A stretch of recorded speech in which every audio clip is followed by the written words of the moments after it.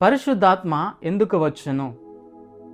నా ప్రియ దేవుని బిడ్డలారా, ఈ లోకమంతా కూడా పాపము, శరీరాశ, నేత్రాశ, జీవపడమ్మము కలిగి ప్రతి మనిషి కూడా చెడిపోతూ బలహీనత చెందుతూ దేవునికి దూరం అయిపోతూ ఉంటే, పరిశుద్ధాత్మ శక్తి చేత దేవుడు నమ్ముకున్న ప్రతి ఒక్క బిడ్డల్ని కూడా దేవుడు సర్వసత్యంలోకి నడిపించాలని తన ఆత్మ చేత ఏర్పరచబడిన వారికి, మారుమనసు పొందిన వారికి దేవుడు ఇవ్వటానికి సిద్ధముగా ఉన్నాడు.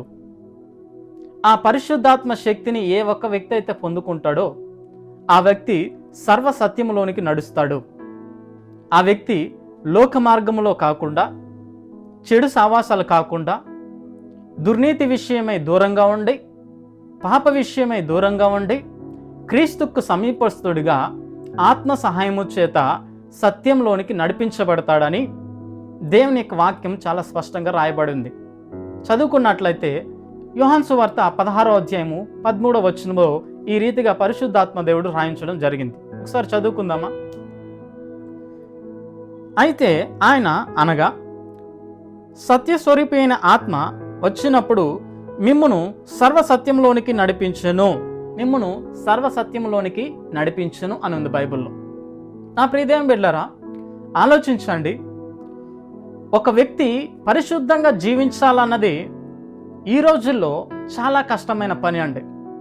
ఎందుకంటే ఎక్కడ చూసినా పాపము, ఎక్కడ చూసినా మనుషుల్ని మోసం చేయటము, ఎక్కడ చూసినా ఒక వ్యక్తిని అపవిత్రమైన మాటల చేత మాట్లాడి దూషిస్తూ ప్రతి ఒక్కరూ కూడా సత్యాన్ని విడిచిపెట్టి అసత్యాన్ని కొరకు ప్రాకులాడుతూ ఉన్నారు.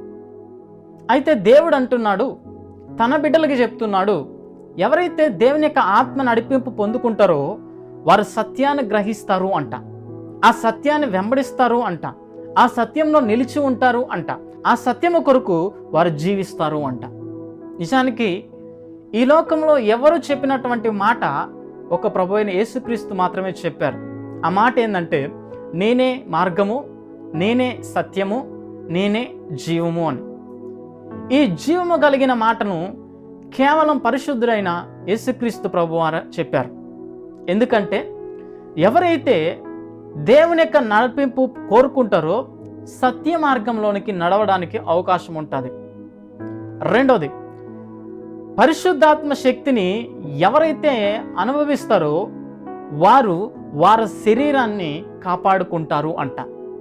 నిజానికి ఈ మాట చాలా స్పష్టంగా అపోస్తలుడైన పౌలు గారు కొరింథీ సంఘానికి రాస్తూ చాలా స్పష్టంగా వివరించినట్లుగా ఉంటుంది. ఒకసారి చదువుకుందాం ఆ మాటను. మొదటి కొరింథీయులకు రాసిన పత్రిక 6వ అధ్యాయము 19వ వచనం ఒకసారి చదువుకుందాం. మీ దేహము దేవుని వలన మీకు అనుగ్రహింపబడి మీలోనున్న పరిశుద్ధాత్మకు ఆలయమై ఉన్నదని మీరు ఎరుగురా అని అపోస్తలుడైన పౌలు గారు తెలియజేస్తూ ఉన్నారు. నిజమే కదా, దేవుని ఆత్మను ఎవరైతే పొందుకుంటారో వారు సర్వసత్యంలోనికి నడుస్తారు. రెండోది, పరిశుద్ధంగా వారి శరీరాన్ని ఉంచుకుంటారు అంట. ఈరోజు క్రైస్తవులండి దేవుని ఆత్మ నడిపింపు లేకుండా అపవిత్రమైన కార్యాలకు చోటిస్తూ దేవుని సంబంధమైన సావాసాలకి చోటు లేకుండా చేసుకుంటూ ఉన్నారు. నిజమే కదా, అపవిత్రమైన వాటిని చూస్తూ లోకంలో పడి వారు ఆత్మీయతను చల్లార్చుకుంటూ దేవునితో దూరమైపోయిన వ్యక్తులు కొల్లమంది మనం చూస్తూ ఉన్నాం. ఒకప్పుడు ఎంత బైబిల్ పట్టుకొని చదివే వ్యక్తి ఈరోజు బైబిల్ని చీదరించుకుంటూ ఉన్నారు. ఒకప్పుడు పరిశుద్ధంగా దేవుని కొరకు బ్రతకాలని రోషంగా తీర్మానం చేసుకున్న వ్యక్తులు ఈరోజు లోకంలో పడి బలహీనులై దేవునికి దూరం అయిపోతున్నారు.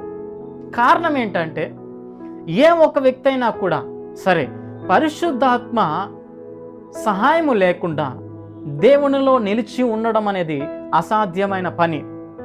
పరిశుద్ధాత్మ లేకుండా పరిశుద్ధంగా జీవించడం అనేది అసాధ్యమైన పని.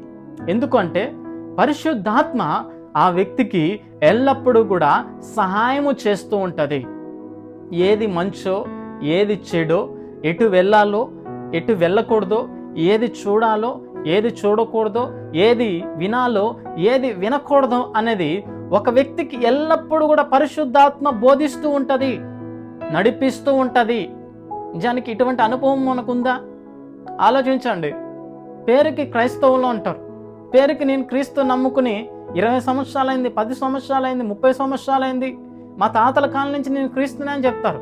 కానీ ఈ అనుభవంలోకి లేకపోతే మనం సత్యాన్ని గ్రహించలేము, అనగా పరలోకానికి వెళ్ళడానికి కూడా అర్హత మనకుండనే ఉండదు. అందుకనే దేవుడు అంటున్నాడు, మీరు పరిశుద్ధాత్మకు ఆలయమై ఉన్నారు, పరిశుద్ధాత్మ మీలో నివసిస్తుంది, అది మీరు ఎరగరా? దేవుని ఆలయమే మీరై ఉన్నారు. సంఘానికి వెళ్తే చాలామంది ఎంత నీట్గా పరిశుద్ధంగా కలిగి బట్టల విషయంలో కానీ ప్రవర్తన విషయంలో కానీ అన్నిట్లో చూసినట్లయితే ఎంతో ఆత్మీయంగా కనపడతారు. కానీ అదే సంఘం వెలుపట కానీ వచ్చినట్లయితే రోత పాత జీవితాన్ని అనుభవించడానికి ఇష్టపడుతూ ఉంటారు. కాబట్టి అపోస్తలుడైన పౌలు గారు చెప్తున్నారు, మీరు పరిశుద్ధాత్మకు నిలయమే ఉన్నారు, పరిశుద్ధాత్మ వలన మీరు దేవుడు మీలో నివసించుచున్నాడు అంట.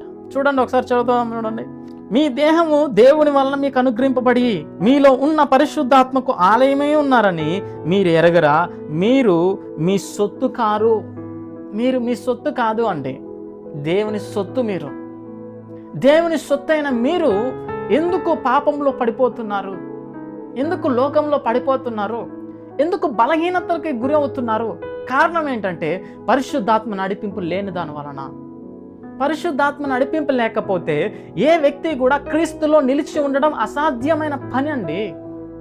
కాబట్టి పరిశుద్ధాత్మ నడిపింపు మనకు కావాలి అన్నది దేవుని యొక్క ముఖ్య అంశము. కాబట్టి యూదా భక్తుడు కూడా ఈ మాట సెలవిస్తున్నాడు. ఒకసారి చదువుకుందాం ఆ మాటను. యూదా పత్రిక 1వ అధ్యాయము 19వ వచనం నుంచి చదువుకుందాం. అట్టివారు ప్రకృతి సంబంధులను ఆత్మ లేని వారయ్యుండి భేదము కలగజేయుచున్నారు. ప్రియులారా, మీరు విశ్వసించు అతి పరిశుద్ధమైన దాని మీద మిమ్మును మీరు కట్టుకొనుచు పరిశుద్ధాత్మలో ప్రార్థన చేయుచు నిత్య జీవార్థమైన మన ప్రభువుకు యేసుక్రీస్తు కనికరము కొరకు కనిపెట్టుచు దేవుని ప్రేమతో నిలిచి ఉండినట్లు కాచుకొని ఉండండి అని దేవుడు చెప్తూ ఉన్నాడు. నిజమే కదా అండి? దేవుని ఆత్మతో నడిపించబడలేని వ్యక్తి ప్రార్థన చేయలేడు, పరిశుద్ధంగా జీవించలేడు. దేవుని యొక్క ఆత్మ సహాయము మనం ఎప్పుడైతే కోరుకుంటామో, మత్తయి సువార్త 7వ అధ్యాయము 7వ వచనము ఈ మాట చాలా స్పష్టంగా రాయబడింది. అడుగుడి మీకు ఇవ్వబడును, వెతుకుడి మీకు దొరుకును, తట్టుడి మీకు తీయబడును అని. అడుగు వారందరికీ కూడా నిశ్చయముగా నేను అనుగ్రహిస్తాను అని దేవుడు చాలా స్పష్టంగా రాసి ఉంచాడు. నా ప్రియదేం బిడ్డలారా, అనుభవం లేకుండా, పరిశుద్ధాత్మ శక్తి అనక అనుభవం లేకుండా క్రీస్తులో నిలిచి ఉండడం అనేది సాధ్యమైన పని కానే కాదు. నా ప్రియదేం బిడ్డలారా, ఒక దిన సేవక మిమ్మల్ని బ్రతిమలాడుతున్నాను ఏంటంటే, పరిశుద్ధాత్మ శక్తిని మీరు పొందాలని నేను ప్రభు పేరిట బ్రతిమలాడుతూ ఉన్నాను. మరొక విషయాన్ని మనం తెలుసుకున్నట్లయితే, పరిశుద్ధాత్మ ఒక వ్యక్తి కలిగి ఉంటే, రెండోదిగా ఆ వ్యక్తి క్రీస్తు కొరకు సాక్షిగా బ్రతుకుతాడని బైబిల్ గ్రంథంలో దేవుడు చాలా స్పష్టంగా రాయించడం జరిగింది. చదువుకుందాం. అపోస్తుల కార్యములు 1వ అధ్యాయం 8వ వచనం. ఆయనను పరిశుద్ధాత్మ మీ మీదకు వచ్చినప్పుడు మీరు శక్తి నొందుదురు గనుక మీరు యెరూషలేములోను యూదయ సమరయ దేశముల యందంతటా బూది గంతముల వరకు నాకు సాక్షులై ఉందరని వారితో చెప్పాను. నా ప్రియదేం బిడ్డలారా, ఆలోచించండి. క్రీస్తులో మనము దేవుని కొరకు సాక్షిగా బ్రతకాలి అంటే దేవుని యొక్క ఆత్మ సహాయం మనకు కావాలి అండి. దేవుని మనలో లేకపోతే, దేవుని శక్తి మనలో లేకపోతే క్రీస్తుని కొరకు మనము నిలబడలేము, సాక్షిగా బ్రతకలేము అంట. ఒక్కసారి మనం పరిశీలన చేసుకున్నట్లయితే, ఈరోజు ఈ యొక్క సమాజంలో జరుగుతున్న సంఘటనలను మనం చూసినట్లయితే ఎక్కడ చూసినా క్రైస్తవుల మీద పడుతూ ఉన్నారు. క్రైస్తవులు ఏం చేశారండి? తాగుడుతనం నేర్పిస్తూ ఉన్నారా? తిరిగిపోతనం నేర్పిస్తూ ఉన్నారా? మంచిది బోధిస్తూ ఉన్నా కూడా ఈ లోకంలో ఉన్నటువంటి వ్యక్తులు దూషిస్తూ ద్వేషిస్తూ ఉన్నారు. అటువంటి వ్యక్తులు ఉన్నప్పటికీ కూడా ధైర్యంగా నిలబడాలి అంటే, క్రీస్తు కొరకు నిలబడాలి అంటే దేవుని యొక్క ఆత్మ సహాయం కావాలండి. మూడోదిగా నా ప్రియ దేవుని బిడ్డలారా, దేవుని యొక్క ఆత్మ సహాయం వల్లనే మనం ఆదరించబడతాము అంటాం. దేవుని యొక్క ఆత్మ లేనివాడు ఆదరణ పొందలేనటువంటి స్థితికి చేరుకుంటాడని బైబిల్లో చాలా స్పష్టంగా రాయబడింది. ఒకసారి చదువుకుందాం. యోహాను సువార్త 14వ అధ్యాయము 16వ వచనం ఒకసారి చదివినట్లయితే, నేను తండ్రిని వేడుకొందును, మీ యొద్ద ఎల్లప్పుడూ నుండుటకై ఆయన వేరొక ఆదరణకర్త అనగా సత్యస్వరూపగు ఆత్మను మీకు అనుగ్రహించును. లోకము ఆయనను చూడదు, ఆయనను ఎరగదు గనుక ఆయనను పొందునేరదు. మీరు ఆయనను ఎరుగుదురు, ఆయన మీలో కూడా నివసించును, మీలో ఉండును. నా ప్రియ దేవుని బిడ్డలారా, ఎంత ప్రేమ అంటే దేవుడికి నీ పైన, మన పైన, మనందరిపైన ఎప్పటికీ కూడా చేయి విడవనటువంటి ప్రేమ దేవుడు కనబరుస్తూ ఉన్నాడండి. నిజమే కదా. ఆయన అంటున్నాడు, ఎల్లప్పుడూ కూడా ఆదరణకరమైన ఆత్మ నీతో ఉంటుంది, నీలో ఉంటుంది అంట. ఎంత స్పష్టంగా దేవుడు చెప్తున్నాడు చూడండి. ఒక్కొక్క సందర్భంలో దేవుని యొక్క మాటలు గ్రహించలేనటువంటి స్థితిలో మనం ఉంటున్నామేమో అనిపిస్తుంది. ఎందుకంటే నువ్వు దేవుని విడిచిపెట్టచ్చు, నువ్వు దేవుణ్ణి మర్చిపోవచ్చు, నువ్వు దేవుడికి దూరం అవ్వచ్చు. అయినా దేవుడు ఎప్పుడూ కూడా నిన్ను మర్చిపోడు, నిన్ను విడిచిపోడు, నిన్ను విడిచిపెట్టడు.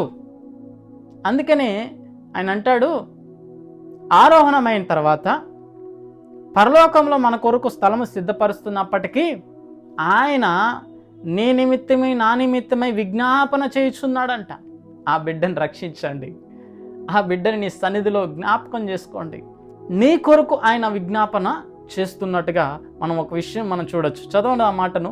హెబ్రీయులకు రాసిన పత్రిక 7వ అధ్యాయం 25వ వచనంలో, ఈయన ద్వారా దేవుని యొద్దకు వచ్చువారు పక్షమున విజ్ఞాపన చేయుటకు నిరంతరము జీవించుచున్నాడు గనుక వారిని సంపూర్ణముగా రక్షించుటకు శక్తిమంతుడై ఉన్నాడు.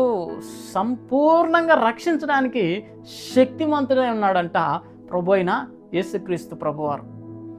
దేవుని ఆత్మ చేత నింపబడి, దేవుని యొక్క సత్యంలోనికి నడిపించబడి, దేవుని కొరకు సాక్షిగా నిలబడి, దేవుని యొక్క ఆదరణ కొరకు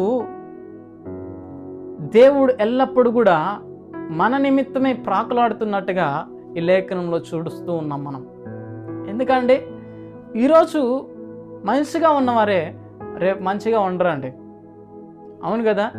రేపు ఈర్ష్యతోనూ పగతోనూ మన మీద ఎటువంటి మాటలైనా కూడా మాట్లాడుతూ ఉంటారు. అందుకనే దేవుడు ఏమంటాడంటే, మిమ్మల్ని ఎప్పటికీ కూడా నేను మర్చిపోను, నేను విడిచిపోను, ఎందుకంటే మీరు నా సొత్తు అయి ఉన్నారు అంటారు. అదే చూడండి, ఇంతకుముందు మనం చదువుకున్నాం కదా, యోహాను సువార్త 15వ అధ్యాయము 18వ వచనం, మిమ్మును అనాథలుగా విడువను, మీ యొద్దకు వత్తును, కొంతకాలము తర్వాత లోకము మరి ఎన్నడూ చూడదు, అయితే మీరు నన్ను చూతురు, నేను జీవించుచున్నాను గనుక మీరును జీవింతురు. నేను నా తండ్రి యందు, మీరు నా యందును, నేను మీ యందును ఉన్నామని ఆ దినమున మీరు ఎరుగుదురు అంట. ఎంతోమంది అండి ఈరోజు ఈ లోకంలో మానసికమైన ఒత్తిడి చేత వారి జీవితాలని నాశనం చేసుకోవటం లేదు. కారణం ఏంటి అంటే ఆదరించేవారు లేరు. ఆదరించేవారు లేకపోతే ఒక మనిషి బ్రతుకు ఉండడం అసాధ్యమైన పని. చూడండి, బిడ్డ అనుకుంటాడు తల్లి ప్రేమ, తల్లి ఆదరణ కావాలి. భార్య అనుకుంటుంది భర్త ఆదరణ కావాలి అని. ఈ రోజుల్లో ఎవరి ఆదరణ మనం పొందుకోవాలన్నా వాళ్ళ ఆదరణ శాశ్వతంగా ఉండదు అండి. ఒక్క దేవుని ఆదరణ మాత్రమే శాశ్వతమైనది. అందుకని అంటాడు దేవుడు, మీ హృదయమును కలవరపడనీయకుడి, ఆందోళన చెందొద్దు. కారణం ఏంటంటే దేవుని ఆత్మ నడిపింపలేకపోతే కలవరము, ఆందోళన, మానసికమైన ఒత్తిడికి మనం లోనవుతాం. ముఖ్య అంశం ఏంటంటే దేవుని యొక్క ఆత్మ ద్వారానే మనము ఆదరించబడతాము. కాబట్టి దేవుడు అంటున్నాడు, మిమ్మల్ని నేను ఆదరించును, నేను జీవిస్తూ ఉన్నాను, మీరు కూడా జీవిస్తారు. మీరు పడిపోకుండానట్లు, ఈ లోకములో బలహీనలు కాకుండానట్లు మీ కొరకు నేను ప్రార్థన చేస్తూ ఉన్నాను అని పరిశుద్ధాత్మ దేవుడే మనకు బోధిస్తూ ఉన్నాడు. అట్టి రీతిగా మనము దేవుని కొరకు బ్రతకాలి అండి. అందుకనే ఈరోజు చాలామందికి కూడా అర్థం కాని పరిస్థితి ఏంటంటే పరిశుద్ధాత్మ ఎవరు అనుకుంటున్నారు. పరిశుద్ధాత్మ అనేది దేవుడే అండి. ఎందుకంటే తండ్రి యొక్కయు కుమారుని యొక్కయు పరిశుద్ధాత్మ నామంలోనే రక్షణ ఉంది, విమోచన ఉంది, నిత్యరాజ్యము కూడా ఉంది. కాబట్టి పరిశుద్ధాత్మ అనేది వీరు ముగ్గురు కూడా ఒకరే గనుక మనము దేవుని యొక్క ఆత్మతో నడిపించబడిన వారై జీవించాలని దేవుని యొక్క ప్రణాళిక. ఒక విషయం చెప్పి నేను వాక్యం ముగిస్తాను. దేవుని యొక్క ఆత్మను పొందుకుంటే అంట సంభవింపబో సంగతులను దేవుడు తెలియచేస్తాడా అంట. ఎంత అద్భుతమైన ప్రణాళిక కదా. రేపేం జరగబోతుందో మనకు తెలియదు, కానీ దేవుని యొక్క ఆత్మ నడిపింపగలిగిన వ్యక్తికి దేవుడు ఖచ్చితంగా తెలియచేస్తాడు ఎలాగ ప్రవర్తించాలో, ఎలాగ మాట్లాడాలో అని. ఒకసారి చదువుకుందాం ఆ మాటను కూడా. యోహాను సువార్త 16వ అధ్యాయం 13వ వచనం. అయితే మీరు అనగా సత్యస్వరూపమైన ఆత్మ వచ్చినప్పుడు మిమ్మల్ని సర్వసత్యంలోనికి నడిపించును. ఆయన తనంతటి తానే ఏమీ బోధింపక వేటిని వినినో వాటిని బోధించి సంభవింపబో సంగతులను మీకు తెలియచేయను అంట. మొదటి యోహాను పత్రిక 2వ అధ్యాయం 27వ వచనంలో ఉంటుంది. ఒకసారి మనం చదువుకున్నట్లయితే, అయితే ఆయనలో మీరు పొందిన అభిషేకం మీలో నిలుచుచున్నది గనుక ఎవడనోనూ మీకు బోధింప అక్కరలేదు. ఆయన ఇచ్చిన అభిషేకము సత్యమే గాని అబద్ధము కాదు. అది అన్నిటినీ గూర్చి మీకు బోధించిన ప్రకారము, ఆయన మీకు బోధించిన ప్రకారము ఆయనలో మీరు నిలిచి ఉన్నారు అంట. దేవుని యొక్క ఆత్మ నడిపింపు మనం పొందుకుంటేనే దేవునిలో మనం నిలిచి ఉంటాము. దేవుని యొక్క పరిశుద్ధాత్మ కార్యాలు మనం రుచి చూడగలుగుతాము. దేవుని యొక్క శాంతి, నెమ్మది, సమాధానం మన జీవితంలో మనం పొందుకోగలుగుతాము. ఆ యొక్క ఆదరణ, ఆ యొక్క మాధుర్యము, ఆ యొక్క సహవాసము మనము పొందుకోవటానికి అవకాశము ఉంటుంది. చాలామంది భ్రమలో ఉంటున్నారు, నేను కూడా ఆత్మ నడిపింపు కలిగి ఉన్నాను అని. నా ప్రియ దేవుని బిడ్డలారా, ఎప్పటికైనా చిన్న విషయం మీరు ఆలోచించండి. పరిశుద్ధాత్మ సహాయము వలనే మనము ప్రార్థన చేయగలుగుతాము స్థిరంగా. పరిశుద్ధాత్మ లేకుండా స్థిరమైన ప్రార్థన జీవితం అనేది ఒక వ్యక్తి పొందలేడు. పరిశుద్ధాత్మ సహాయము లేకుండా ఒక వ్యక్తి వాక్యానుసారమైన జీవితాన్ని అవలంబించి నడుచుకోవడం అనేది అసాధ్యమైన పని. దేవుడు ఇచ్చిన అభిషేకం సత్యమే గనుక ఎవరునూ మీకు బోధించనక్కర్లేదు. ఆ అభిషేకమే, ఆ పరిశుద్ధాత్మ శక్తి నువ్వు ఎలాగ ప్రవర్తించాలో, ఎలాగ నడుచుకోవాలో, ఎలాగ జీవించాలో అన్నిటినీ గురించి దేవుడు నీకు బోధిస్తాడు. ఇది కదా అండి దేవుడి నుండి మనం కోరుకోవాల్సింది. ఈరోజు చాలామంది చూడండి, నాకు డబ్బులు కావాలని కోరుకునే వాళ్ళు ఉన్నారు, కారు కావాలని కోరుకునే వాళ్ళు ఉన్నారు, లోకంలో వాటన్నిటినీ కోరుకోవాలని ఆశపడుతున్నారు. కానీ దేవునికి ఆత్మ నడిపింపు కోరుకుంటున్నావా? దేవుడిలో నిలిచి ఉండాలని నువ్వు కోరుకుంటున్నావా? లోకంలో ఉన్న వాటిని, వ్యర్థమైన వాటిని నువ్వు కోరుకుంటే ఏది కూడా నీకు శాశ్వతమైనది కాదు. దేవుడు మాత్రమే శాశ్వతము. గుర్తించి ఈ రోజు నుంచైనా పరిశుద్ధాత్మ సహాయం కొరకు కనిపెట్టుకుని దేవుని యొక్క ఆత్మతో నడిపించబడవలసిందిగా దీన సేవకుడిగా మిమ్మల్ని బ్రతిమలాడుతున్నాను.